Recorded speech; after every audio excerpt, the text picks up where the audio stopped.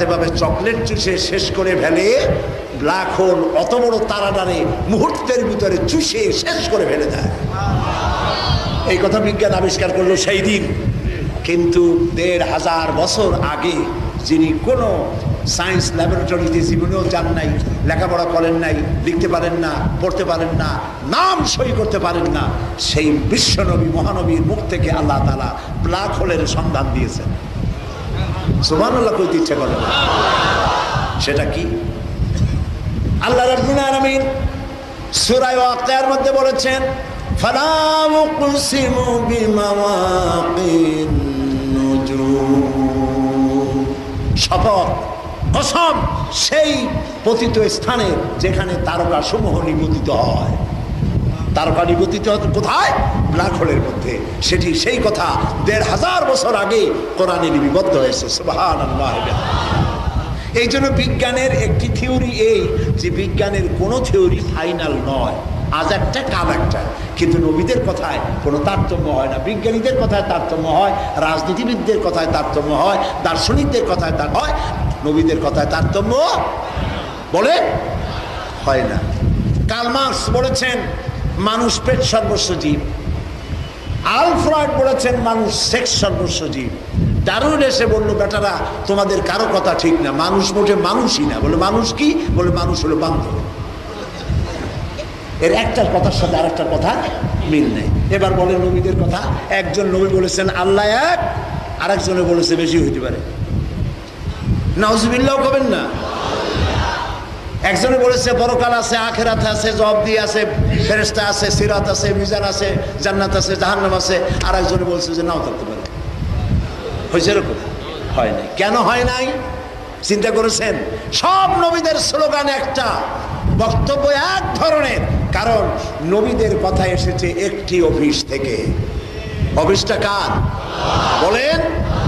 আর একজন মাত্র বিশ্বস্ত বার্তাবাহক, স্পেশাল মেসেঞ্জার সমস্ত নবীদের কাছে আল্লাহর বক্তব্য নিয়ে এসেছেন বিশ্বস্ততার সাথে। তার নাম কি? এবং সব নবীদের স্লোগান একটা। কি স্লোগান? লা ইলাহা ইল্লাল্লাহু মুহাম্মাদুর রাসূলুল্লাহ। সবাই বলেন লা ইলাহা ইল্লাল্লাহ, লা ইলাহা ইল্লাল্লাহ, লা ইলাহা ইল্লাল্লাহ, লা ইলাহা। এই একটি স্লোগান সব নবীদের, দ্বিতীয় কোনো স্লোগান নাই। সুবহানাল্লাহ বলে। এই জন্য এই স্লোগানটাকে বলা হয়েছে আফজালুল যিকর লা ইলাহা ইল্লাল্লাহ, মান ক্বালা লা ইলাহা ইল্লাল্লাহ ফাদাখালাল জান্নাহ। এটাই একমাত্র শ্রেষ্ঠ স্লোগান, একমাত্র জিকির।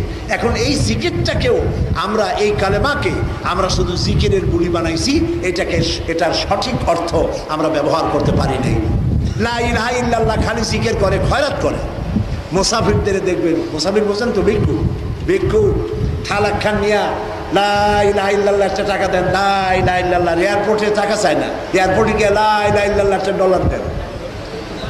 এখন তো ওদের কাছেও নাকি মোবাইল গেছে, ভিক্ষুকরাও নাকি মোবাইল ব্যবহার করে বলে হ্যালো, আবার অপার প্রান্ত জিজ্ঞাসা করে কে? কয় আমি ফকির সাহেব। কোন ফকির সাহেব?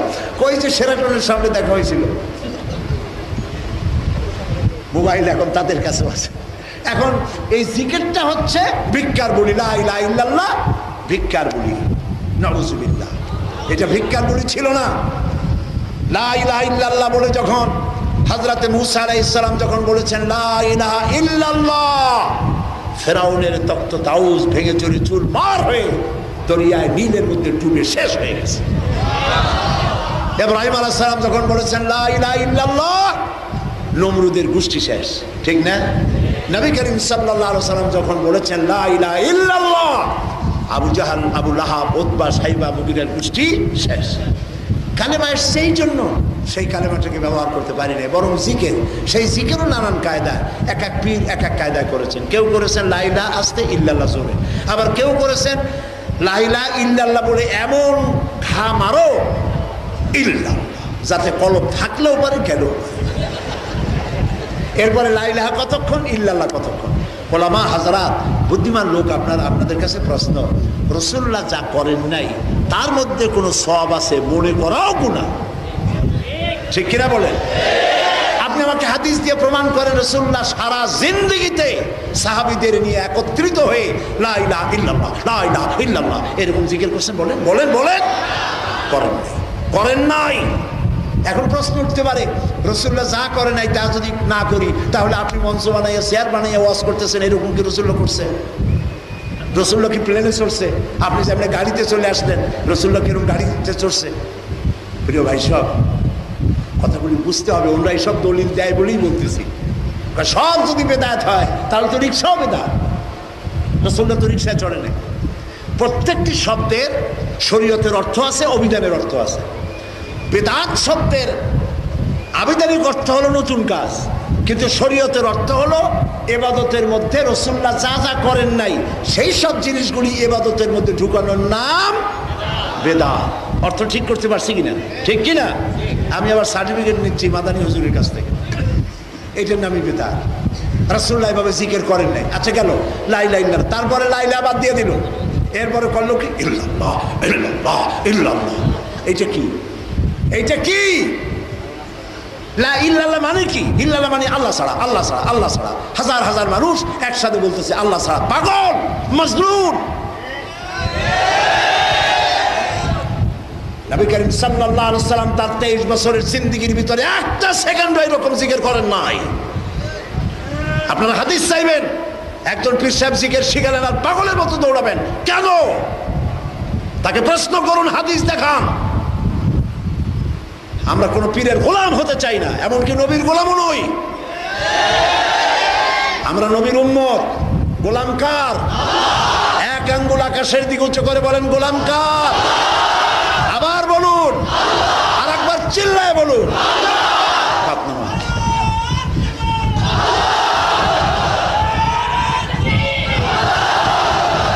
প্রিয় ভাই সব,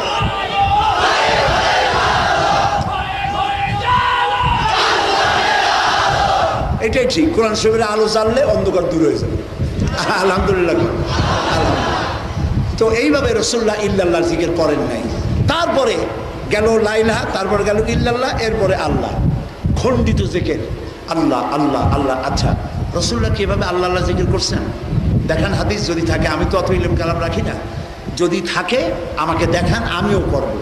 আমি যতদূর লেখাপড়া করেছি তাতে দেখেছি রাসূলুল্লাহ জিকির করতেন। আল্লাহর নাম নেওয়ার সময় আল্লাহর সাথে একটা সিফাত জুড়ে দিতেন।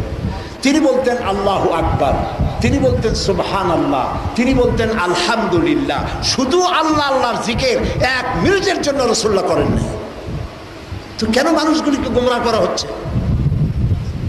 একসাথে মজলিস করে বসে এইভাবে জিকির করিয়া একেবারে সামিয়ানা ফাটায় ফেলানো, এইসব কাণ্ড নবী করিম সাল্লাল্লাহু আলাইহি ওয়াসাল্লাম করেন নাই। প্রিয় ভাই সব, আল্লাহ তাআলা বলছেন কোরআনের মূল মেসেজ কি? মূল মেসেজ হচ্ছে ইয়া আইয়ুহান নাস উবুদু রাব্বাকুমুল্লাযী খালাকাকুম। ও মানব মণ্ডলী শোনো, হিন্দু, বৌদ্ধ, খ্রিস্টান, ইহুদি, মুচি, তেলি, ধোপা, নাপিত, যাদের নাম মানুষ, তারা শোনো। উবুদু রাব্বাকুম আয় আতিউ রাব্বাকুম, তোমার রবের আনুগত্য করো, গোলামি করো। আমরা গোলাম, বলেন আমরা কি? আমরা যে গোলাম তা বলতে কি কোনো হেজিটেট ফিল করেন? কোনো অপমান মনে হয়? আমরা সবাই কি? তবে মনে রাখতে হবে, আমরা অপমান বোধ করতাম যদি কোনো পীরের গোলাম হইতাম, যদি কোনো মন্ত্রীর গোলাম হতাম, যদি কোনো রাজা বাদশার গোলাম হইতাম, তাহলে অপমান বোধ করতাম। আমরা তো কোনো রাজা বাদশাহ, কোনো পীর বুজুর্গ কারো গোলাম নই। আমরা গোলাম সেই মহান সত্তার, যিনি ওই বিশাল আকাশের মালিক, যিনি এই বিস্তীর্ণ জমিনের মালিক। কি ধারণা আপনার আল্লাহর সম্পর্কে? ওমা কাদারুল্লাহ হাক্কা কাদরি, আল্লাহ তাআলার মর্যাদা অনুযায়ী তোমরা আল্লাহরে চেনো নাই। আল্লাহ বলতেছেন আল্লাহর মর্যাদা অনুযায়ী তোমরা তার মর্যাদা রক্ষা করো নাই, বলো নাই, চেনো নাই, বোঝো নাই। এই যে একটা সামিয়ানা, এতটুকু একটা সামিয়ানা বানাইতে কতগুলি খুঁটি, তাকায় দেখছেন কত খুঁটি? এবার সামিয়ানা দিয়া মনের চোখ দিয়ে আকাশের দিকে তাকান, কি বিশাল আকাশ, একটি খুঁটিও কি আছে? অত বড় আকাশটার মালিক আমার আল্লাহ। সমুদ্র, মহাসমুদ্র, মহাসমুদ্র আটলান্টিক, প্রশান্ত মহাসাগর, কুল নাই কেনারা নাই। কত বড় বিশাল সমুদ্রের মালিক আমার আল্লাহ, ওই পাহাড়গুলার মালিক আমার আল্লাহ। বলেন আল্লাহ, বলেন আল্লাহু আকবার। সেই সমুদ্রের মধ্যে সুবহানাল্লাহ প্রাণী জগৎ কে সৃষ্টি করেছে? সমুদ্রের ভেতরে সমুদ্রের প্রাণীগুলি তারা যেন মিষ্টি পানি থেকে মাহরুম না হয়ে যায়। মিষ্টি পানি ছাড়া পানির তৃপ্তি হয় না কোনো প্রাণীর। এজন্যে সমুদ্রের মধ্যে প্রশান্ত মহাসাগরে কয়েক বছর পূর্বে আবিষ্কৃত হয়েছে 4000 কিলোমিটার লম্বা, 250 কিলোমিটার চওড়া একটি এলাকা আবিষ্কৃত হয়েছে আজ থেকে বেশ কয়েক বছর আগে, যার পানি সম্পূর্ণ মিষ্টি। আল্লাহ রাব্বুল আলামিন বলেছেন, মারাজাল বাহরাইনি ইয়ালতাকিয়ান বাইনাহুমা বারযাখুন লা ইয়াবগিয়ান। প্রবাহিত নদী, দুটি নদী প্রবাহিত যাচ্ছে। দুটি নদী বলতে আক্ষরিক নয়, পানি প্রবাহিত হচ্ছে পাশাপাশি, কিন্তু মিষ্টি পানি নোনা পানিকে মিষ্টি বানাইতে পারতেছে না। নোনা পানি মিষ্টি পানির এরিয়ায় এসে মিষ্টি পানিকে লবণাক্ত করতে পারে না, অথচ মাঝখানে কোনো পার্টিশন নাই। সুবহানাল্লাহ, এই আমার আল্লাহ। সুবহানাল্লাহ। একবার আমার দাওয়াত হলো ক্যালিফোর্নিয়ায়, আমেরিকা। দুনিয়ারে মাথার মাথা, আমাদের দেশ তো ছোট্ট দেশ, 56,000 বর্গ মাইল।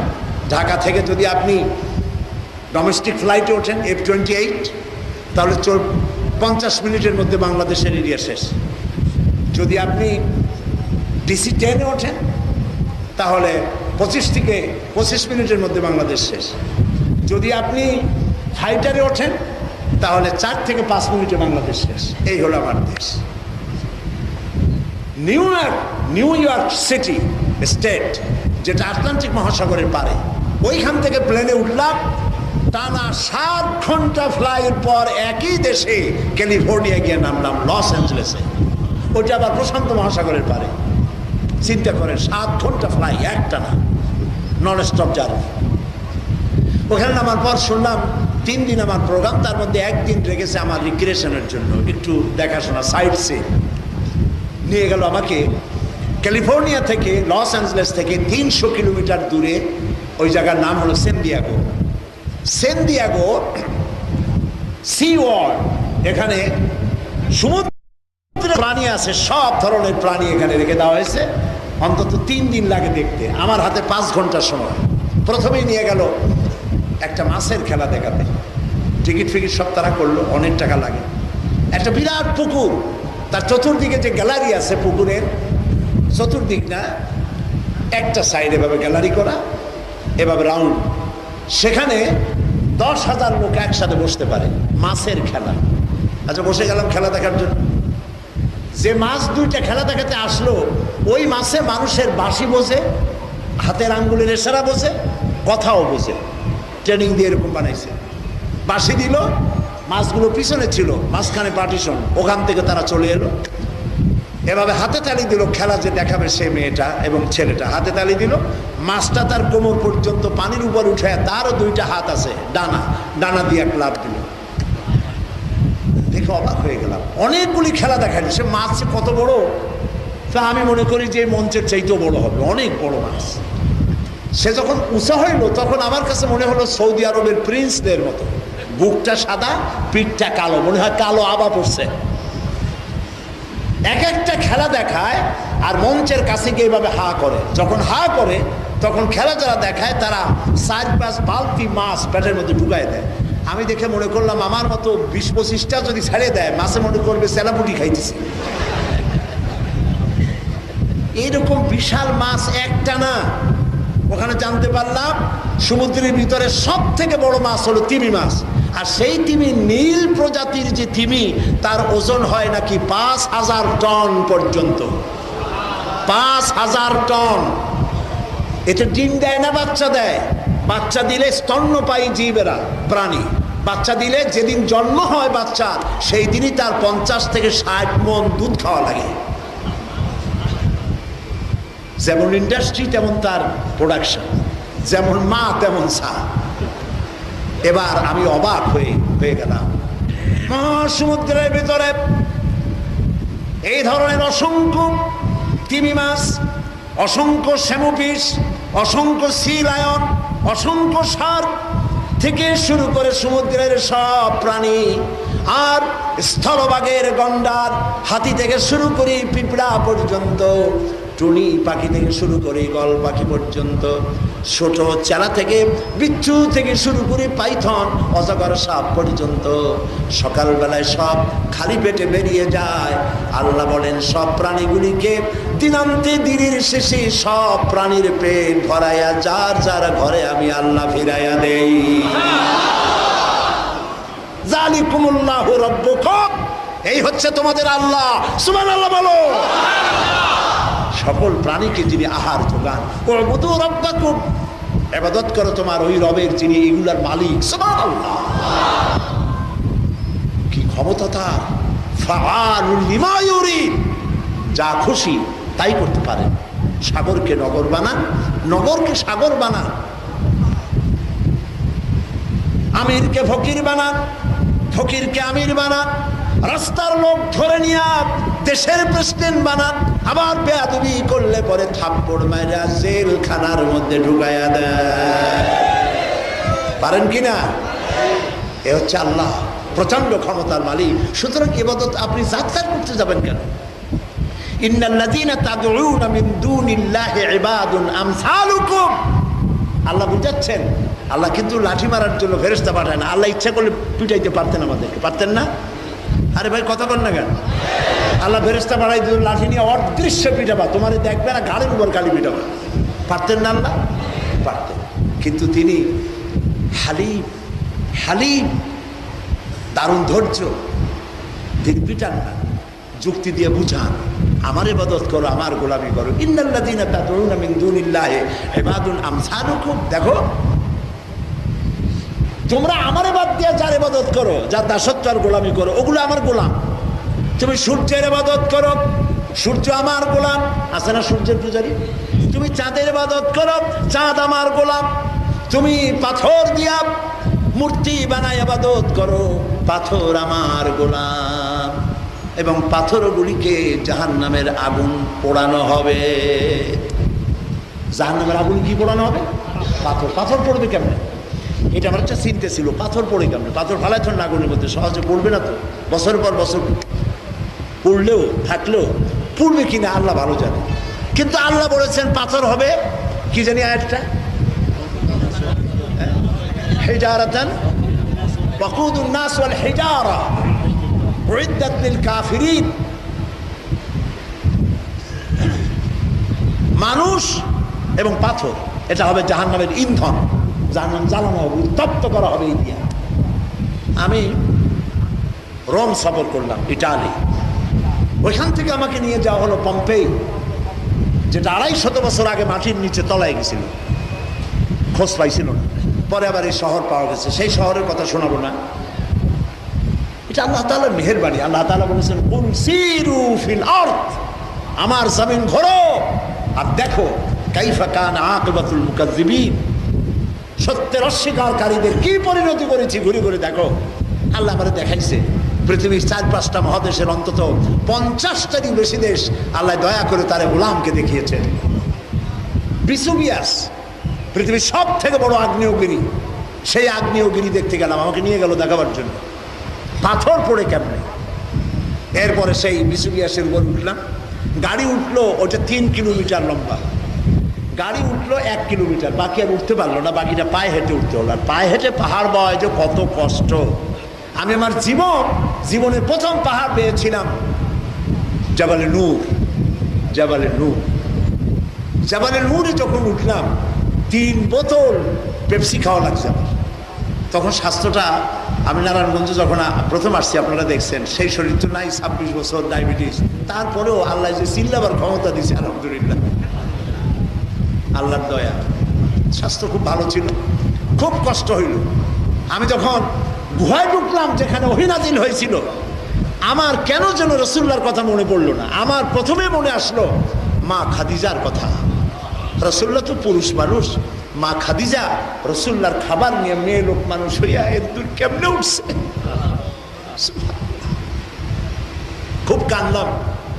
ওটা ছিল প্রথম পাহাড় পাওয়ার অভিজ্ঞতা। দ্বিতীয় পাহাড় পাওয়ার অভিজ্ঞতা হলো বিসুবিয়াস। সেই বিসুবিয়াসের 1 কিলোমিটার গাড়িতে, বাকি 2 কিলোমিটার হেঁটে, সাথে প্রায় 50-60 জন লোক ছিল, তাদের নিয়ে উঠলাম। উঠে দেখি পাহাড়ের আগুনে যে জ্বলছে, আগুনের লাভা বেরিয়ে পাথর গলে গেছে। পাথর গলে অন্তত চতুর্দিকে 12 কিলোমিটার এরিয়া নিয়ে বাড়ি ঘর মানুষ শেষ হয়ে গিয়েছে। উপরে উঠলাম এবং দেখতে পেলাম উপরে একটা পুকুরের মতো একদম শীর্ষে, সেখানে এখনো ধোঁয়া উঠতেছে, পাথরগুলো গলতেছে। আমি নিজেই সেখানে দাঁড়িয়ে আল্লাহু আকবার বলে আজান দিলাম। তখন জোহরের নামাজের ওয়াক্ত হয়ে গেছে। আর ওই আগুন দেখে বলতে থাকলাম আল্লাহুম্মা আজিরনা মিনান নার, আল্লাহুম্মা আজিরনা মিনান নার। বলেন আল্লাহুম্মা আজিরনা মিনান নার। হায় আল্লাহ, দুনিয়ার আগুনে পাথর পুড়ে যায়, তুমি কত হক কথা বলেছো, ওয়াকুদুন নাস ওয়াল হিজারা। আল্লাহ, পাথর পুড়ে গলে যায়, জাহান্নামের আগুন সহ্য করতে পারবো না, জাহান্নামের আগুন রক্ত মাংস নিয়ে সইতে পারবো না। বাবু, জাহান্নামের আগুন আমাদের জন্য তুমি হারাম করে দাও। বলি আমি সাথী লোকদের নিয়ে জোহরের নামাজ সেখানে আদায় করলাম। চোখের পানিতে বুক ভাসালাম। আল্লাহ তাআলার কত প্রচন্ড ক্ষমতা। পাহাড় গলায় দিতে পারেন, সাগর বন্ধ করে দিতে পারেন, নগরকে তলায় দিতে পারেন, কি পারেন না। সুবহানাল্লাহ। ও বুদু রাব্বাকুম, ইবাদত করো তোমার সেই রবের যিনি প্রচন্ড ক্ষমতার মালিক। ইন্নাল্লাযীনা তাদউনা মিন দুনিল্লাহি ইবাদুন আমসালুকুম, যার ইবাদত করো তোমরা সবগুলো আমার গোলাম। সূর্য আমার কথায় ওঠে আর ডোবে, সূর্যের মজাল নাই, সূর্যের ক্ষমতা নাই। এখন সূর্য বাংলাদেশে উদিত হয়, পারবে? কথা কন না। আল্লাহ রাব্বুল আলামিন বলেন লাশ-শামসু ইয়ানবাগী লাহা আন তুদরিকাল কামারা ওয়ালাল লাইলু সাবিকুন নাহার ওয়া কুল্লুন ফি ফালাকিন ইয়াসবাহুন। প্রবল জ্ঞানী হইবে যাহারা, আপন মনেতে বুঝিবে তাহারা। রাত্রি পারে না আগে যাইবার, দিনের স্থান করি অধিকার। চন্দ্র বাঁধে না সূর্যের গায়েতে, সূর্য পারে না চন্দ্রকে ধরিতে। যার যে স্থান বহাল রাখিয়া ভ্রমণ করিছে খোদাকে ডরিয়া। ইলা আজালি মুসাম্মা, একটি নির্দিষ্ট সময় সীমা পর্যন্ত আপন আপন পক্ষপথে সব করবে। কারো হিম্মত নাই এই বর্ডারকে অতিক্রম করে। কার হুকুমে চলে? বলে ইবাদত সে আল্লাহর করো, যার হুকুম সবাই মানে। আগুনের পূজা করো, আগুনের ক্ষমতাটা কি? আল্লাহ ইচ্ছা করলে আগুনের মধ্যে তোমার জীবিত রেখে ফুলের হাসি হাসাইতে পারেন, পারেন না? কারে পারছেন? ইব্রাহিম আলাইহিস সালাম। পানির ক্ষমতা আছে, পানির না এক নাম জীবন। নারায়ণগঞ্জে যদি 10 ফিট পানি উঁচু হয়ে আসে তখন পানির নাম হবে কি?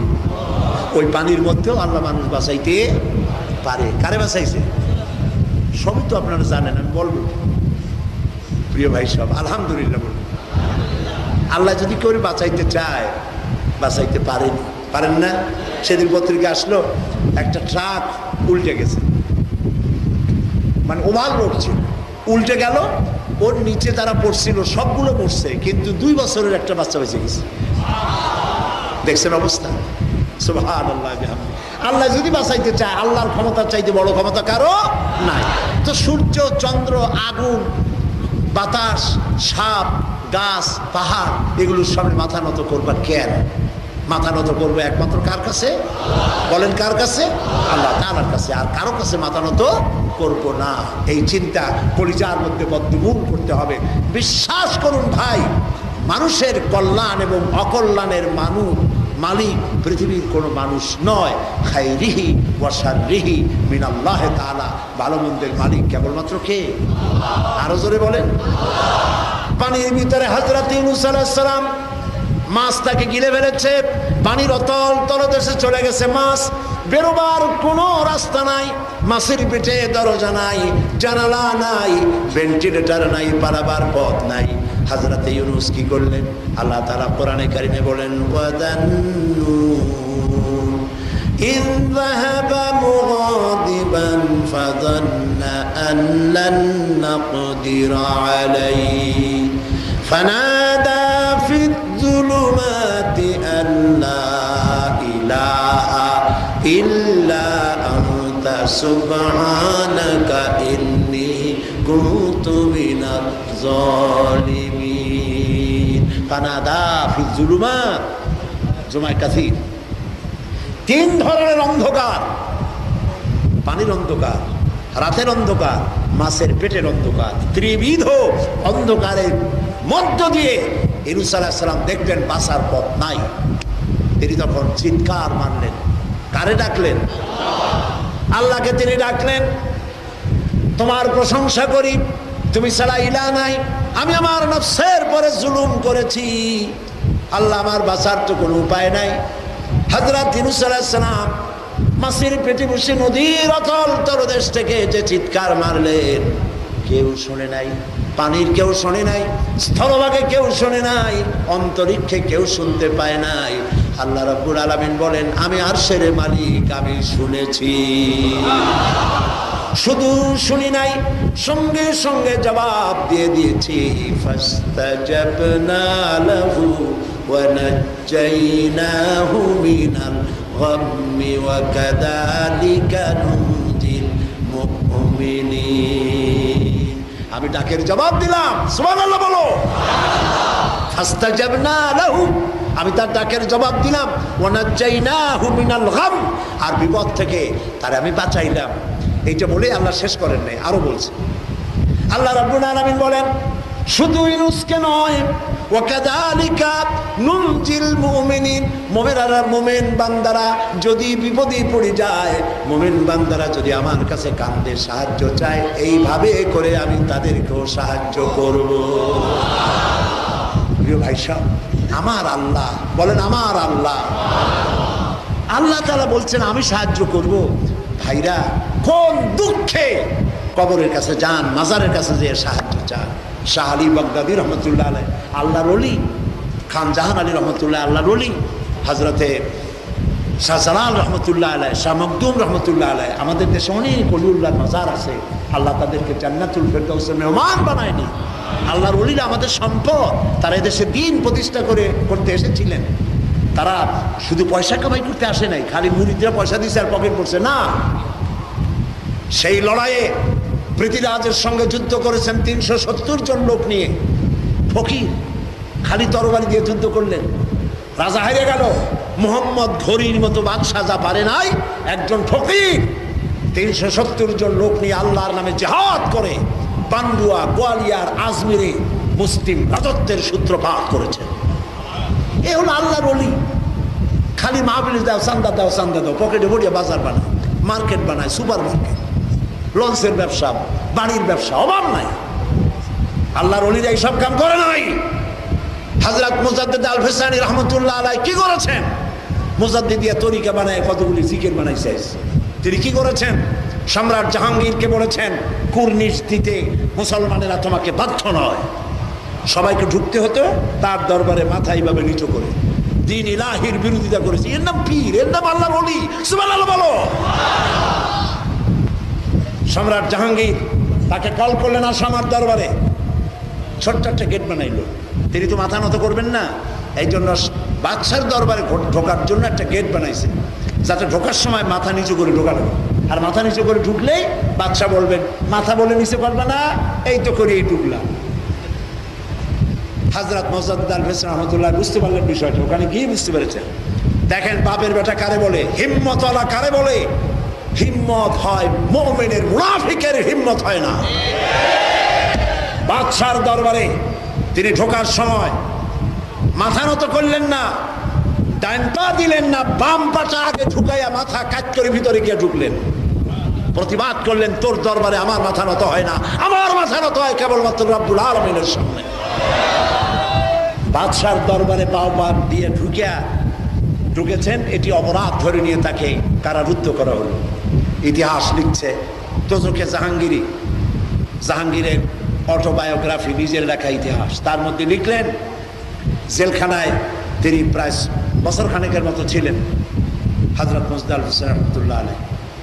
একদিন জাহাঙ্গীর স্বপ্নে দেখছে, তিনি লিখছেন নিজের কিতাবে ফার্সি ভাষায়, স্বপ্নে দেখছেন এক জ্যোতির্ময় মহাপুরুষ তার সামনে উপস্থিত, তাকানো যায় না, এত সুন্দর চেহারা, চেহারা থেকে নূর বিচ্ছুরিত হচ্ছে। তিনি সালাম দিলেন, জবাব নিলেন না, তিনি পায়ে পড়তে চাইলেন, তিনি সরে গেলেন। জাহাঙ্গীর স্বপ্নের মধ্যে জিজ্ঞেস করছে যে আপনি কে? সালাম দিলেন, জবাব নিলেন না। একটু পা ধরে ধন্য হতে চাইলাম, তাও আপনি সুযোগ দিলেন না, আপনি কে? জবাবে তিনি বললেন, তুই আমারে চিনবি না, আমি মুহাম্মদ সাল্লাল্লাহু আলাইহি ওয়াসাল্লাম। আমি জানতে এসেছি আমার মুজাদ্দিদকে আর কতকাল তুই জেলের মধ্যে আটকায় রাখবি। সকালবেলায় জেলার লোক পাঠিয়েছে বাদশার দরবারে, তার মধ্যে সে চিঠিতে লিখেছে, জাহাপানা আপনি কারে জেলে পাঠাইছেন? জেল তো হয় চোরের জন্য, ডাকাতের জন্য। আপনি যারে জেলে পাঠাইছেন, এই 1 বছরের মধ্যে আমার জেলখানার ভিতরে যত চোর, ডাকাত, বদমাশ যারা জেলে ছিল, তার সহবত পেয়ে সবগুলো আল্লাহর ওলিতে পরিণত হয়ে গেছে। এই ছিল আল্লাহর ওলি, স্বার্থান্বেষী ছিল না। হযরতে শাহজালাল রহমতুল্লাহ আলাইহি গৌর গোবিন্দের বিরুদ্ধে লড়েছিলেন। এসব ইতিহাস আমি বলার প্রয়োজন মনে করি না, প্রিয় ভাই সব। সুতরাং এসব আল্লাহর ওলিরা আমাদের সম্পদ, তাদের মাজারে কিছু যাইয়া আপনি কিছু চাইতে পারবেন না। হারাম, হারাম এবং হারাম, কিচ্ছু চাইতে পারবেন না। এমনকি রাসূলুল্লাহর কবরের কাছে গিয়েও আপনি বলতে পারবেন না, হে রাসূল আমার স্বাস্থ্য খারাপ, ভালো করে দেন, আমার রোগ হয়েছে, মুক্ত করে দেন, বিপদে পড়েছে, আপনি আমার বাঁচায় দেন। বলা জায়েজ নেই, হারাম। কারণ আল্লাহ হচ্ছেন খালিক, আর আল্লাহর নবীরা, ওলিরা, আলেমরা, সারা পৃথিবীর মানুষ হল মাখলুক। শক্তিকার, শক্তিকার মুহাম্মদ সাল্লাল্লাহু আলাইহি সাল্লামের মতো মানুষ বানাইছে, কত বড় ক্ষমতা আমার আল্লাহ, সুবহানাল্লাহ বলেন। সুতরাং চাইতে হবে কার কাছে? ওয়াইজা সাআলতা ফাসআলিল্লাহ ওয়াইজা ইসতাআনতা ফাসতাইন বিল্লাহ। চাইতে হলে আল্লাহর, বলতে হলে আল্লাহর বলো, চাইতে হলে আল্লাহর কাছে চাও। এই কোরআন শরীফে আল্লাহ শোনাইছেন, দেখো তোমাদের একটা জাতির পিতা আছে, আছে না একটা জাতির পিতা আমাদের? কোন না, নাম কি? জাতির পিতার ব্যাপারে কোনো কম্প্রোমাইজ নাই, কোনো আপোষ নাই। মুসলমানদের যারা মুসলমানের জন্ম দিয়েছে, তারে জাতির পিতার ব্যাপারে কোনো আপোষ নাই। মুসলমানদের জাতির পিতা কে? হযরত ইব্রাহিম আলাইহিস সালাম, তার কথা আল্লাহ কোরআন শরীফে কোট করেছেন, সুবহানাল্লাহ। আল্লাহ রাব্বুল আলামিন বলেন, হযরত ইব্রাহিম তিনি বলতেছেন, আল্লাযী হুয়া ইউতঈমুনি ওয়া ইয়াসকিন। আমি যখন ক্ষুধার্ত হই আল্লাহ আমারে খাওয়ান, আর আমি যখন তৃষ্ণার্ত হই তখন আল্লাহ আমাকে পান করান। ওয়া ইযা মারিতু ফাহুয়া ইয়াশফিন। আর আমি যখন অসুস্থ হই, কে আমারে রোগ মুক্ত করে? আল্লাহ। জোরে বলেন, কে বলে? আল্লাহ তাআলা। আমাকে তিনি রোগ মুক্ত করেন, আমার জাতির পিতা আমার এটাই শিখাইছে। আল্লাহ খুশি হইয়া হযরত ইব্রাহিম আলাইহিস সালামের দোয়া কোরআন শরীফের মধ্যে কোট করে দিয়েছেন। কোন পীরের মাজারে গিয়া কিচ্ছু চাইবেন না, দিবেন। মাজারে গিয়ে কি করবেন? দিবেন, কিছু চাইবেন না। কি দিবেন? আগরবাতি, মোমবাতি, চাদর, গোলাপ পানি? না, কি দিবেন? সূরা ফাতিহা পড়বেন, সূরা ইখলাস পড়বেন, দরুদ শরীফ পড়বেন, দোয়া করবেন, আল্লাহ যিনি কবরে শুয়ে আছেন তার রুহের পরে সওয়াব পৌঁছায় দাও। আল্লাহ এই কবরে যিনি শোয়া আছেন, আমাদের জানা মতে তিনি তোমার মাহবুব বান্দা, যেই সব কাম করে তিনি তোমার নিকটবর্তী হয়েছেন, ওই সব ভালো ভালো আমল আমারও করার তৌফিক দাও। এটা কোয়া উচিত ছিল। কি কপাল পড়া মুসলমান, এইটা না বলিয়া ইয়া খাজা বাবা মেরে মতলব কো পুরা কর দে। কপাল পড়া কোথাকার, বলেন নাউজুবিল্লাহ। তারপরে বলে কি? আল্লাহর ধন খাজারে দিয়া আল্লাহ গেছে খালি হইয়া। তাহলে আল্লাহর অবস্থা তো খুবই করুন। এখন যদি কিছু আল্লাহর দরকার হয় তো খাজার কাছে দরখাস্ত করবে আল্লাহ? নাউজুবিল্লাহ। এইসব কাজ করা যাবে না, এইসব কাজ করা যাবে না। আগরবাতি, মোমবাতি, চাদর কিছু দেওয়া যাবে না, জায়েজ নাই। জান্নাতুল বাকি অনেকে দেখেছেন, অনেকে দেখেন না। জান্নাতুল বাকি কোথায়? মদিনা মুনাওয়ারায়। অন্তত 10,000 সাহাবায়ে কেরাম জান্নাতুল বাকিতে শুয়ে আছেন। কেমন সাহাবী? আব্দুল্লাহ ইবনে মাসউদ রাদিয়াল্লাহু তাআলা ওখানে শুয়ে আছেন। আমার মা, আমাদের সকলের মা, কিয়ামত পর্যন্ত সব মুসলমানদের মা কে?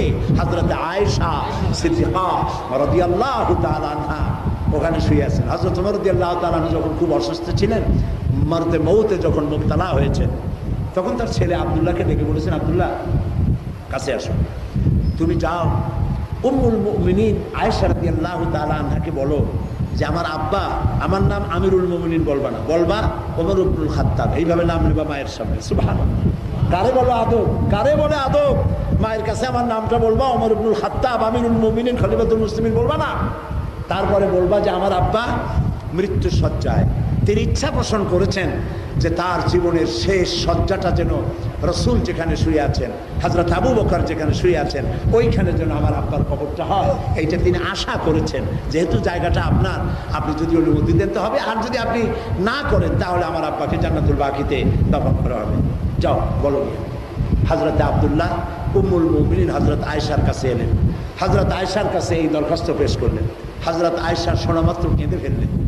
বললেন, আব্দুল্লাহ, আমার বড় আশা ছিল বিশ্বনবী মুহাম্মদ সাল্লাল্লাহু আলাইহি সাল্লাম যেখানে শুয়ে আছেন, যেখানে আমার পিতা আবু বকর শুয়ে আছেন, আমার জীবনের শেষ শয্যাটা এখানেই হোক, এই দুইজনের মাঝে আমি থাকবো, এইটা আমার আশা ছিল। কিন্তু ওমর যখন দাবি করেছে, আমি চিন্তা করে দেখলাম ইসলামে আমার চাইতে ওমরের অবদান অনেক বেশি, আমার থেকে অনেক কোরবানি বেশি তার। আমি আমার এই আশা ছেড়ে দিলাম, আমার দাবি ছেড়ে দিলাম, আমার মৃত্যুর পর যেন জান্নাতুল বাকিতে দাফন করা হয়, আর ওমরের আমার জায়গা তাকে ছেড়ে দিলাম, রাসূলুল্লাহর কাছে তাকে কবর দেওয়া হবে। কত বড় স্যাক্রিফাইস! সুবহানাল্লাহ। হযরত আয়েশা শুয়ে আছেন জান্নাতুল বাকিতে, সেখানে শুয়ে আছে হযরত ওসমান রাদিয়াল্লাহু তাআলা, শুয়ে আছেন হযরত হালিমাতুস সাদিয়া রাদিয়াল্লাহু তাআলা আনহা, শুয়ে আছেন শুহাদায়ে উহুদ। 10,000 সাহাবী এখানে শুয়ে আছে। একটা চাদর নাই, একটা আগরবাতি নাই, একটা মোমবাতি নাই, একটা গোলাপ পানি নাই। এগুলো দেখেও কি আমাদের হুঁশ হবে না? মুসলমান ভাইরা, আল্লাহ যেন আমাদেরকে হুঁশ দেন, আমরা যেন বুঝতে পারি, আল্লাহ যেন তৌফিক দেন। বলেন আমিন, বলেন আমিন। শপথ করুন, জিন্দিগিতে যতদিন বেঁচে আছি কোনো মাজারে মানত করব না। মানত করা পীরের নামে মরা পীর অথবা জীবিত পীর, কোনো পীরের নামে, কোনো মানুষের নামে মানত করা জায়েজ নাই, হারাম এবং হারাম। মানত হবে কার নামে? কার নামে? আল্লাহর নামে, আল্লাহর নামে মানত হবে। সেই জন্য আজকে ওয়াদা করি, আগরবাতি, মোমবাতি, চাদর, মানত আর আমরা কবরে দিব না, দিব না, দিব না। রাজি আছেন? যারা রাজি দুই হাত উঁচু করে দেখা। আলহামদুলিল্লাহ, আলহামদুলিল্লাহ। হাত নামান, হাত নামান, বলি আলহামদুলিল্লাহ। আরো জোরে বলেন আলহামদুলিল্লাহ। প্রিয় ভাই সব, আমি আপনাদেরকে খুব বেশি সময় কষ্ট দিব না। আপনাদের কষ্ট হচ্ছে? খুব বেশি সময় কষ্ট দিব না। আমি বলতে চাই, আল্লাহ তাআলা আমাদের ইবাদতের কথা বলেছেন, ইবাদত করতে হবে কার? জোরে বলেন তো, আল্লাহ তাআলা। যেহেতু তিনি ওয়াবুদু রাব্বাকুমুল্লাযী খালাকাকুম, ইবাদত করবা কেন? যেহেতু তিনি সৃষ্টি করেছেন। ওয়াল্লাযীনা মিন ক্বাবলিকুম, আর তোমাদের পূর্বপুরুষদেরও সৃষ্টি করেছেন। গোষ্ঠী সুদ্ধা সব বানাইছে কে? তো যে আল্লাহ আমারে বানাইলো, আমি তারে সেজদা দেব না? ইবাদতের সব থেকে, এদিকে লক্ষ্য করেন, পিছনে দেখেন কেন? পিছনে দেখা কিন্তু আসল ব্যাপার না, সাহসের ব্যাপার না পিছনে তাকানো। মোমেনরা কি বুজদিল হবে, কাপুরুষ হবে না বীর পুরুষ হবে? পিছনে যা বললে তাই হোক, সামনে চলে। আপনারা আমার সাথে আছেন না? আলহামদুলিল্লাহ। তো আল্লাহ তাআলা বলছেন, ওয়াবুদু রাব্বাকুমুল্লাযী খালাকাকুম ওয়াল্লাযীনা মিন ক্বাবলিকুম, তোমাদের সবাইকে আমি বানাইছি।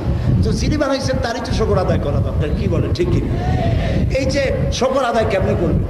এই যে একটা বডি আল্লাহ আমাদের দিয়েছেন, পা থেকে শুরু করে মাথা পর্যন্ত একটা বডি। এই বডির যদি সব কিছু কিনতে পাওয়া যেত, একটা চোখ, একটা জিহ্বা, একটা জিহ্বা যদি গোড়া থেকে কেউ টানিয়ে ছিঁড়ে ফেলে দেয়, সারা দুনিয়ার মানুষ জিহ্বাটা বানাই দিতে পারবে? বলেন, বলেন পারবে? পারবে না। একটা মাত্র মেশিন, হাজারো টেস্ট একটা মেশিন থেকে গ্রহণ করতেছেন। আইসক্রিমের মজা একরকম, চকলেটের মজা আর একরকম, ঠিক না? মুসুরি ডালের মজা একরকম, আবার মুগ ডালের আর একরকম, চিংড়ি মাছের একরকম, আবার শোল মাছের আর একরকম, ইলিশ মাছের একরকম, মুরগির আর একরকম, খাসির আর একরকম, ছানার একরকম, আবার জিলাপির আর একরকম। হাজারো মজা একটা চিন্তা। আদায় করতে পারবেন শুকরিয়া? পারবেন না। চোখের শুকরিয়া আদায় করতে পারবেন? কিডনির শুকরিয়া আদায় করতে পারবেন? হার্টের পারবেন? কোনটার পারবেন? কোন? সেদিন শিশু কিশোর সমাবেশে বক্তৃতা করতেছিলাম খুলনা। লোকেরা বললো আমি খালি বড়দের ওয়াজ শোনান, ছোটদের শোনাবেন না? আমরা শোনাবো। সার্কিট হাউস মাঠ, হাজার হাজার শিশুরা চলে আসবে, বয়স নিচে 5 বছর, উপরে 12 বছর, ছেলে মেয়ে সব এসে গেল।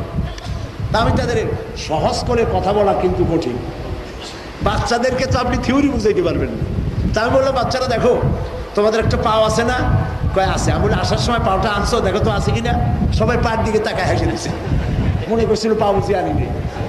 আমি বললাম দেখো তোমাদের যে পাও, আপনাদের বলছি এখন পাটা ধরে নেই, এই পায়ের হাঁটু থেকে শুরু করে যে হাড্ডিটা গেল, ওই হাড্ডিটা কি পায়ের গোড়ালিতে না পায়ের মাঝখানে? পায়ের ওই একজনের কয় মাঝখানে। আপনি আপনার পাও দেখেন কোন জায়গায়? বাচ্চাদের মতো হয়ে গেছে। হাড্ডিটা কিন্তু এসে হাঁটু থেকে যে হাড্ডিটা নিচে নামলো, ওই অংশকে কি বলে? রোলিং, গোড়ালি। গোড়ালি না, ওইটা হাঁটু থেকে নিচের অংশ, পা। আচ্ছা যাই বলেন, আপনারটা বুঝতেই হইল। হাতটা এসে নামলো পায়ের গোড়ালিতে। এইটা যদি পায়ের মাঝখানে আল্লাহ দিতেন, গোড়ালিতে না দিয়া, তাহলে হয় আপনি বুট হয়ে পড়তেন, না হয় শীত হয়ে পড়তেন। আপনার পায়ের গোড়ালিতে দিয়া আপনার পেট যতই 4-5টা তরমুজের মতো হোক, আল্লাহ ব্যালেন্স রক্ষা করেছেন। সুবহানাল্লাহ বলো। কেমনে শুকরিয়া আদায় করবো আল্লাহ তাআলা? সুবহানাল্লাহ। তো যে আল্লাহ রাব্বুল আলামিন এই যে শরীরটা দিলেন, এই শরীরের যদি যন্ত্রপাতি বিক্রি হইতো, তাহলে চিকিৎসা বিজ্ঞানীরা বলেছেন এক একটা মানুষের শরীরে আল্লাহর দেওয়া কম করে হলেও 20 কোটি টাকার সম্পদ নিয়ে আপনি চলাফেরা করতেছেন। 20 কোটি টাকা দাম এটা। সুবহানাল্লাহ। আল্লাহ কোনোদিন বিল দিছে যত পয়সা হয়েছে দাম? এই যে বাতাস থেকে অক্সিজেন নিচ্ছেন, আল্লাহ কি বিল পাঠাইছে ফেরেশতা দিয়া? সূর্যের আলো পান, আল্লাহ কি বিল পাঠাইছে?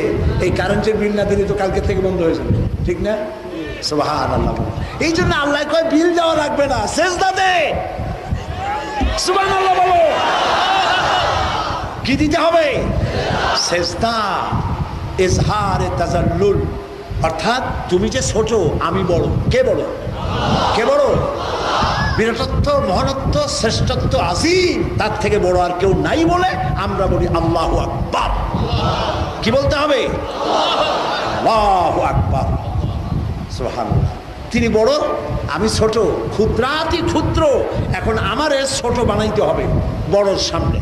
বিরাটের সামনে কি বানাবো? আমারে ছোট। আমি যে ছোট হব, এই ছোট হওয়ার জন্য নামাজের চাইতে উত্তম পদ্ধতি আকাশের নিচে জমিনের উপরে আর নাই। সেটা কি?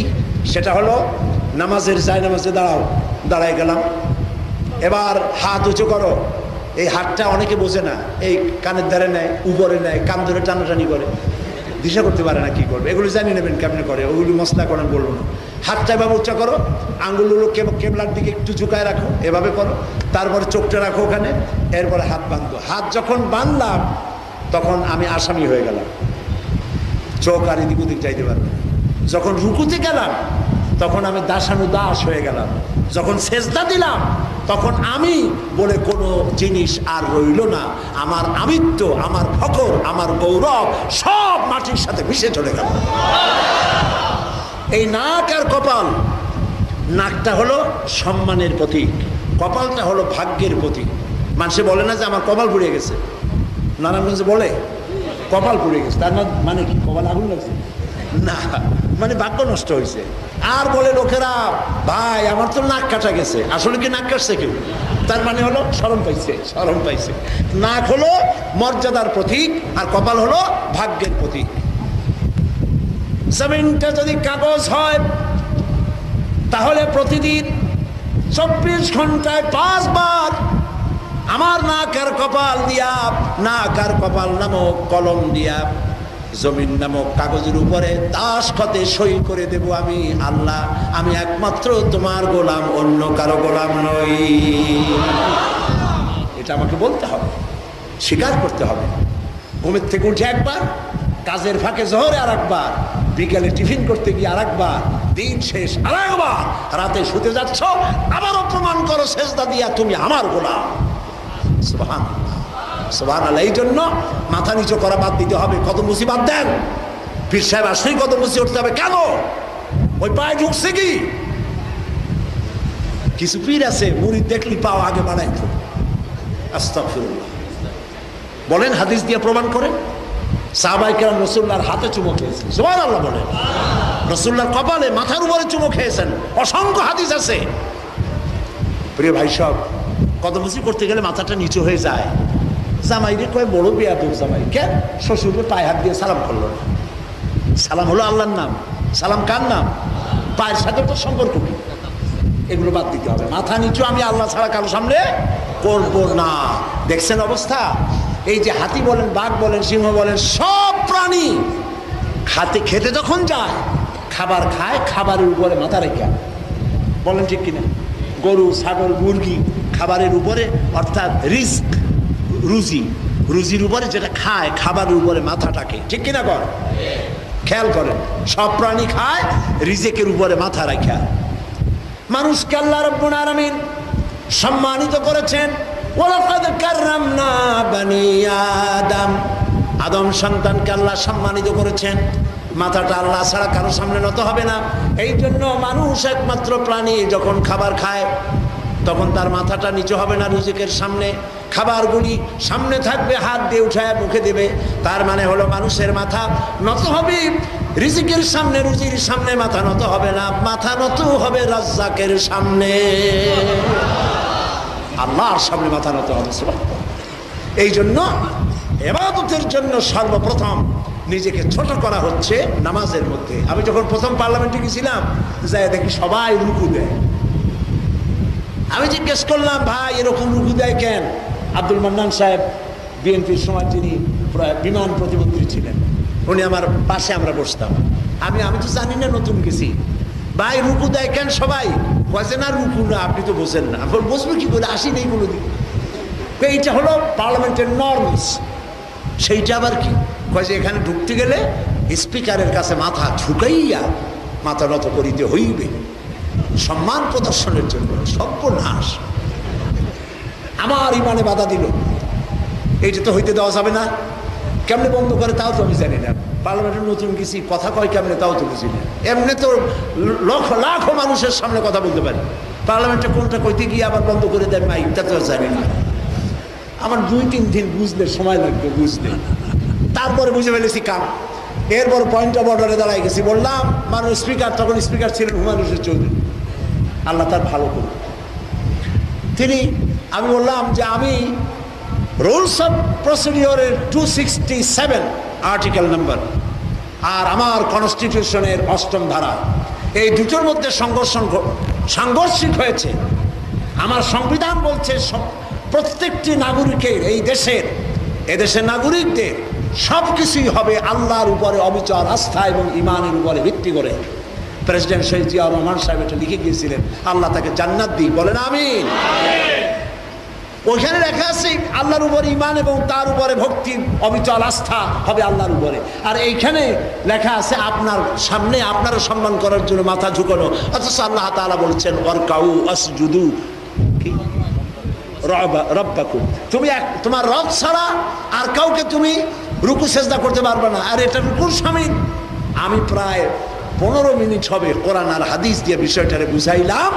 আপনি সম্মান, মাথা ঝুঁকানো সম্মান পাইতে পারেন না, হারাম। উনি আমার বক্তব্য পুরাটা শুনলেন এবং তারপরে বললেন, মৌলানা সাহেব আজকে আপনার এই বক্তব্যের সাথে আমি সম্পূর্ণ একমত হয়ে গেলাম। তবে এটা তো আমি পারবো না, এটার জন্য নিয়ম হচ্ছে আপনাকে নোটিশ দিতে হবে। আমি নোটিশের নিয়ম জানলাম, নোটিশ দিয়ে দিলাম। আওয়ামী লীগ সরকার আমার সেই নোটিশ নিয়ে ডিপ ফ্রিজের মধ্যে আটকাই দিল। 5 বছরে আর বাইর করে নাই। তারপরে আল্লাহর মেহেরবানি, জোট সরকারকে আল্লাহ ক্ষমতায় আনলেন। আর ক্ষমতায় এসেই সেই ডিপ ফ্রিজ ভাঙ্গে আমি বিল বের করলাম। এরপরে পার্লামেন্টে উত্থাপন করলাম। পার্লামেন্টে বলার পর আমার এটা গৃহীত হলো। এরপরে মিটিং হলো। মিটিংয়ে সভাপতি করলেন স্পিকার ব্যারিস্টার জমিরুদ্দিন সাহেব, আইনমন্ত্রী ছিলেন, এম কে আনোয়ার সাহেব ছিলেন, এই কমিটিতে যারা যারা আছেন সবাই ছিলেন। দীর্ঘ আলোচনার পর সিদ্ধান্ত হলো স্পিকারকে মাথা ঝুঁকাইয়া সম্মান করা আর লাগবে না। এবারের পার্লামেন্টে আমি যখন এই কথা উঠাইছি, যে কথাটি মিটিংয়ে পাস হয়েছে কিন্তু পার্লামেন্টে এই বক্তব্য এখনো আসে নাই, স্পিকার সাহেব বলেছেন আমি কথা দিচ্ছি এই পার্লামেন্ট শেষ হওয়ার আগেই এটি পাস হবে। আলহামদুলিল্লাহ, বলি আলহামদুলিল্লাহ। সুতরাং আমাদের পার্লামেন্ট অন্তত বড় রকমের একটা শের থেকে আল্লাহ রক্ষা করলেন, আলহামদুলিল্লাহ বলি। প্রিয় ভাই সব, মাথা নত হবে কেবলমাত্র আল্লাহর সামনে, আর কারো সামনে মাথা নত করব না, বলেন আমিন। প্রিয় ভাই সব, এই জন্য চাই নামাজ আর নামাজ। সেই নামাজ হবে সল্লু কামা রাআইতুমুনি উসাল্লি, নামাজ পড়ো সেইভাবে যেভাবে আমাকে নামাজ পড়তে দেখো। আর নবী সাল্লাল্লাহু আলাইহি ওয়াসাল্লাম বলেছেন, আল্লাহ রাসূলুল্লাহ কিভাবে নামাজ পড়তেন। নাসিরউদ্দিন আলবানী রাহমাতুল্লাহ আলাইহির একটি বই আছে, সে বইটি বাংলা ভাষায় ছাপা হয়েছে, সালাতুর রাসূল। আপনারা বইটি যদি পান খুঁজে নিয়ে বের করে সেটাকে অনুসরণ করবেন, কারণ আমাদের অনেকেরই নামাজ হয় না। নামাজ যাতে সঠিকভাবে পড়তে পারি আল্লাহ যেন তৌফিক দেন, বলেন আমিন। প্রিয় ভাই সব, নামাজ কয়েকটি কথা শুনুন এখন, গুরুত্বপূর্ণ কথা। নামাজ ছাড়বো না, রোজা ছাড়বো না, মিথ্যা কথা বলবো না, ওয়াদা খেলাপ করবো না, অহংকার করবো না, খাদ্যে ভেজাল দেব না, এবং খাদ্য ওজনে কম দেব না। এই কাজগুলি আমরা করতে পারবো কিনা বলেন? পারবো?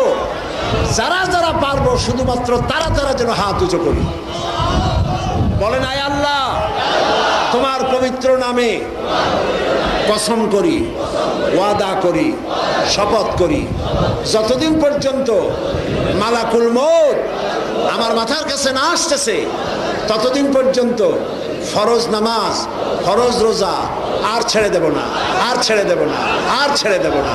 এবার জোরে বলেন ইয়া আল্লাহ, আমার মৃত্যু পর্যন্ত আজকের এই ওয়াদা আমাকে পালন করার তৌফিক দাও, আমিন আমিন ইয়া রাব্বাল আলামিন। হাত নামান এখন। কিন্তু আমি তো দেখতে পাই সন্ত্রাসের ভয় আপনারা অস্থির, আপনাদের লোকের জন্য। বেলা 4টার সময় সব দোকানপাট বন্ধ হয়ে যায়, সুপার মার্কেট ঘাটে যত আছে, ইউরোপ আমেরিকা যারা গেছেন দেখে আসছেন, সব বন্ধ হয়ে যায় 4টা, 4:30, 5টার মধ্যে কোনো দোকান খোলা থাকে না। কেন থাকে না? যেহেতু তারা নিরাপত্তা দিতে পারবে না। তো নিরাপত্তা দিতে পারবেন না, এত অস্ত্র, এত সৈন্য, এত পুলিশ আপনাদের, আপনারা নিরাপত্তা দিতে পারেন না। আর আমাদের বলেন সন্ত্রাসী, আমাদের শুধু বাবুরহাটে যান, এই যে নরসিংদীর বাবুরহাট, বাবুরহাটে লক্ষ লক্ষ টাকার বিক্রি হয় না, কোটি কোটি টাকার বেচা কিনা হয়, সারা রাত হয়। কই মিডিয়ার পুলিশ তো ভর্তা খাইতেও পাওয়া যাবে। এরকম বাংলাদেশে বহুত বাজার আছে, রাত 10টা, 11টা, 12টা পর্যন্ত বেচা কিনা হয়, হয় না? হয় না ভাই? তাহলে আমরা সন্ত্রাসী না? তোরা সন্ত্রাসী। তোমরা গেছো এরাকে পারমাণবিক অস্ত্র আছে, সেই অস্ত্র তালাশ করতে, অস্ত্র তালাশ করলো সারা বছর, অস্ত্র পাইল না। শেষ পর্যন্ত পারমাণবিক অস্ত্র না পাইয়া পাইল গিয়া সাদ্দামের পাইয়া তারপরে গানের মধ্যে টস ধরে দেখতেছে ওর মধ্যে অস্ত্র আছে নাকি। মেয়ে লোকেরা মাথার চুল উকুন বাসে, যেরকম মাথার চুলগুলা দাড়িগুলা বাইসে বাইসে দেখছে এর মধ্যে পারমাণবিক অস্ত্র আছে নাকি। মানবতা বিধ্বংসী অস্ত্র তো পাও নাই, এখন তোমরা ভাগো, তোমরা ভাগলেই আমরা বাঁচি। তোমরা এই দুনিয়াকে শান্তি তোমরা দিতে পারো নাই, শান্তি দিয়েছে পৃথিবীতে ইসলাম, কেবলমাত্র ইসলাম। জাতিসংঘ তোমরা তৈরি করেছো, যদিও আমরা তার সদস্য, কিন্তু শান্তি তো তোমরা দিতে পারো নাই। কারণ এক বেটার বাড়িতে আগুন লাগছিল, সে তখন চিল্লায় বলল, ভাইরা কে কোথায় আসো? তোমরা আমার বন্ধু বান্ধব যারা আসো, হাতের কাছে যা আছে তাই নিয়ে আমার বাড়ির আগুন নিবাবার জন্য ঝাঁপায় পড়ো। এক বন্ধুর ছিল টেইলারিং শপ, জামা কাপড় বানাইয়া কাপড়ের টুকরা হয়েছিল অনেক, এক বস্তা কাপড়ের টুকরা নিয়ে দৌড়েছে। ওই বন্ধু বলছে হাতের কাছে যা আছে তাই নিয়ে আসো। আর একজনের ছিল রাইস মিল, 2 বস্তা তুষ নিয়ে দৌড় মারছে। আর একজনের ছিল ছ মিল, সে কাঠের গুঁড়ি নিয়ে দৌড় দিছে। আর একজনের ছিল পেট্রোল পাম্প।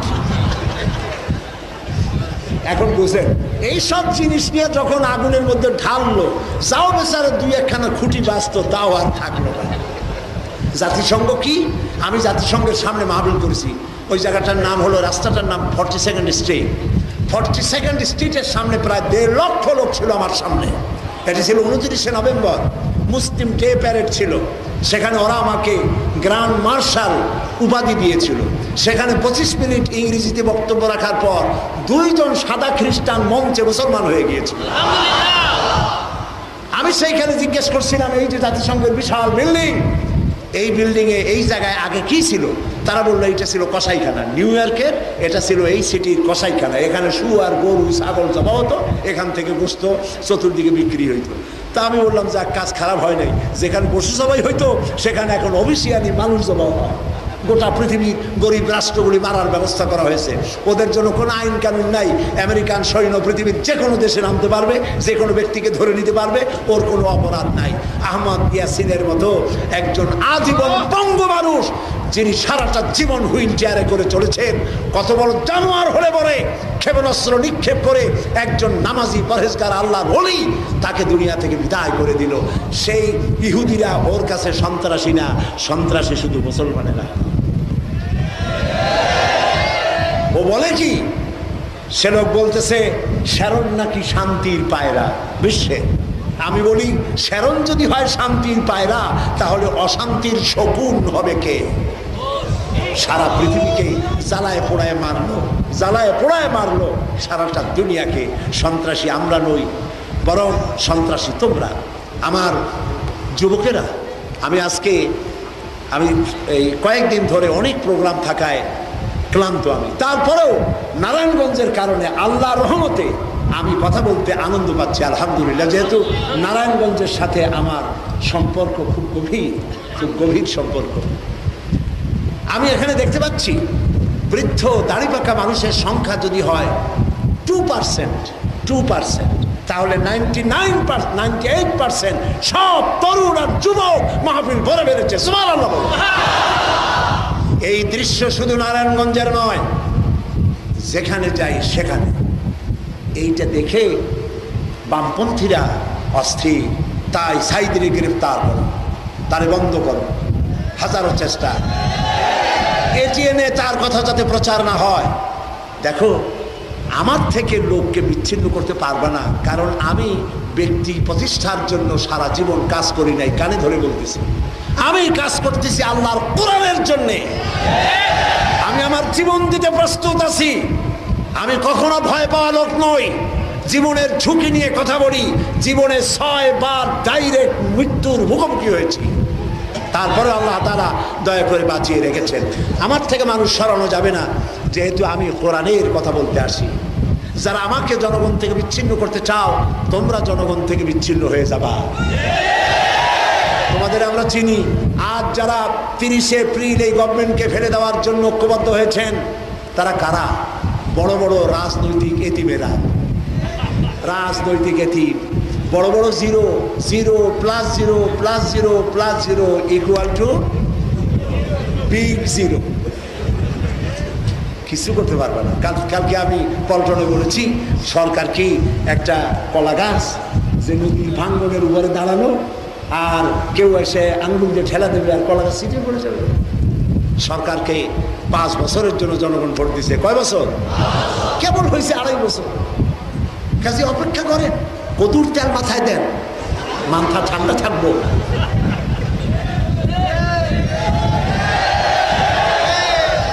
আরো 2.5 বছর লাগবে ইনশাআল্লাহ। ক্ষমতার মেয়াদ পূর্ণ হওয়ার 1 ঘন্টা আগেও ক্ষমতা ছেড়ে দেওয়া হবে না, হবে না, হবে না।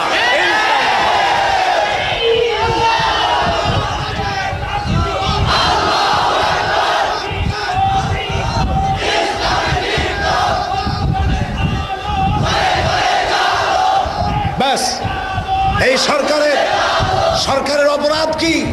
মাহফিল হতে 144 ধারা জারি করে না, এটাই অপরাধ।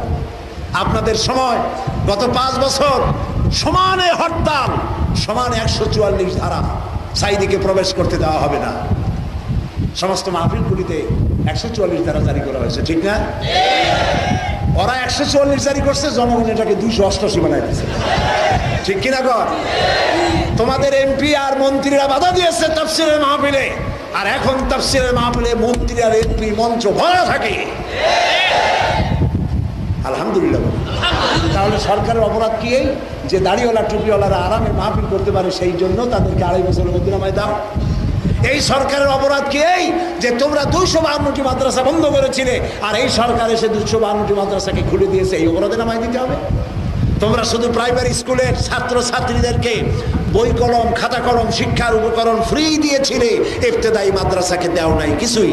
গরিব মানুষেরা মনে করেছে তাদের তো রুটিটাই ধর্ম, তাদের খাবার পাওয়াটাই বড়। আমার ছেলের লেখাপড়া পয়সা দিয়ে এত করতে পারবো না, মাদ্রাসায় দেই না, স্কুলে দিলেই তো খাতা কলম বই কলম পাওয়া যাবে, তাই তারা প্রাইমারিতে দিত, ইবতেদায়ী ছাত্র ছাত্রী পাইতো না। ওদের বুদ্ধি ছিল, ওরা বুদ্ধি করে একথা কখনো বলে নাই যে মাদ্রাসা বন্ধ করে দেবো, কিন্তু কলে কলে বন্ধ হওয়ার ব্যবস্থা করেছিল। একজন নাকি তার বউ কিনেই তো সাংঘাতিক। বউ একদিন জিজ্ঞেস করলো, আচ্ছা স্বামী, তুমি যে আমার এত কিলাও, তুমি কি আমার রাখবা না?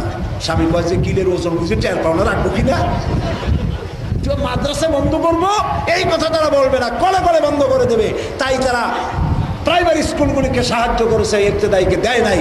এই সরকারের কি অপরাধ? এই যে তারা ইবতেদায়ী মাদ্রাসায় খাতা কলম, বই কলম, শিক্ষার উপকরণ প্রাইমারির মতো দিয়েছে, সেই অপরাধ।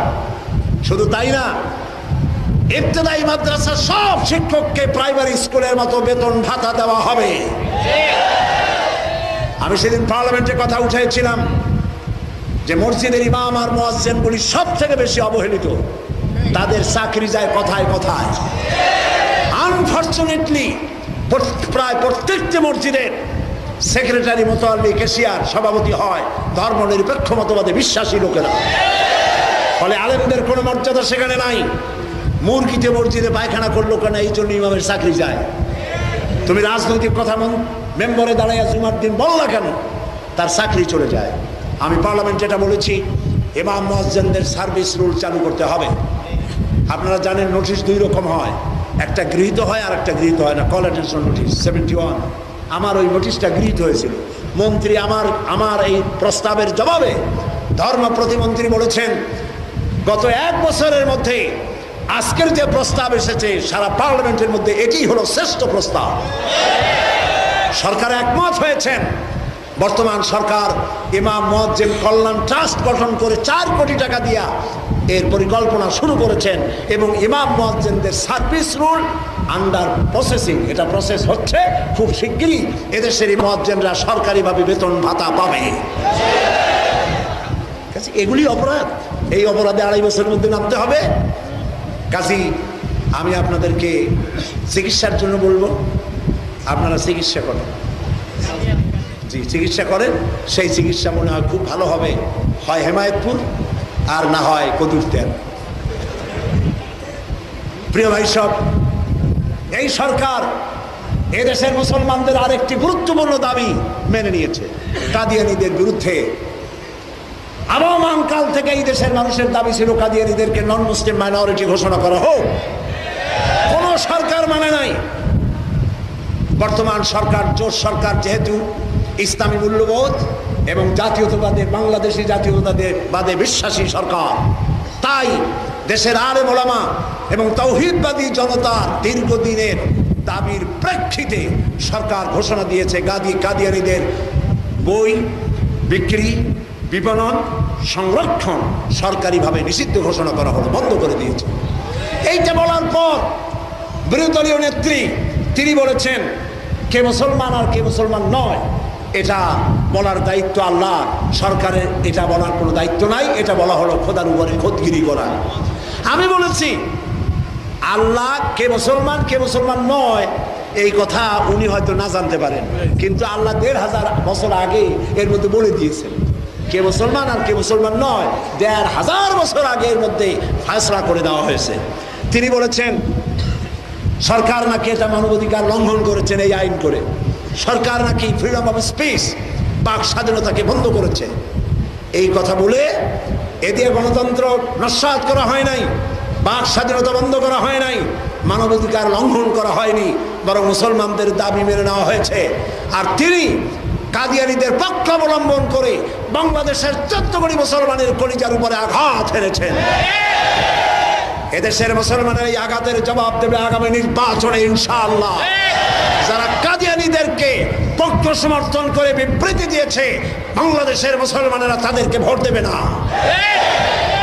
প্রিয় ভাই সব, তাই আজকে এর জন্য নিষিদ্ধ হারাম। এবং কাদিয়ানীরা যাওয়াও জরুরত বোধ করে না, কারণ তারা মনে করে মক্কা রব্বুল আলামিন আমরা জেনেও গুনাহ করেছি, না জেনেও করেছি, বুঝেও করেছি, না বুঝেও করেছি, তুমি রহমানুর রহিম, আজকে আমরা গুনার স্বীকৃতি দিতেছি, আল্লাহ তুমি দয়া করে আমাদেরকে ক্ষমা করে দাও। রব্বুল আলামিন আমাদের মধ্য থেকে যাদের মা বাপ দুনিয়া থেকে জনমের মতো বিদায় হয়ে গেছে, আল্লাহ গো তুমি আমাদের মা বাপের কবরটাকে জান্নাতের টুকরা বানায়া দাও। রব্বির হামহুমা কামা রাব্বায়ানি সগীরা। সবাই পড়েন রব্বির হামহুমা কামা রাব্বায়ানি সগীরা।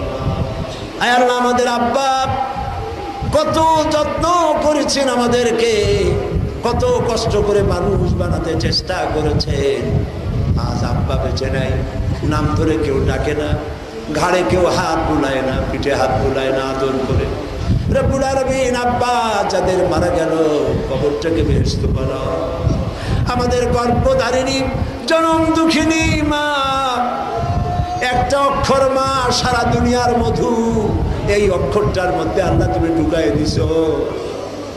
মায়ে আমাদের পেটে রেখে কত কষ্ট করেছেন, ডেলিভারিতে কষ্ট করেছেন, 2-2.5 বছর পর্যন্ত বুকের দুধ খাওয়াইয়া মানুষ করেছেন, কান্না মুখে শত চুমা দিয়া হাসি ফুটাইছেন।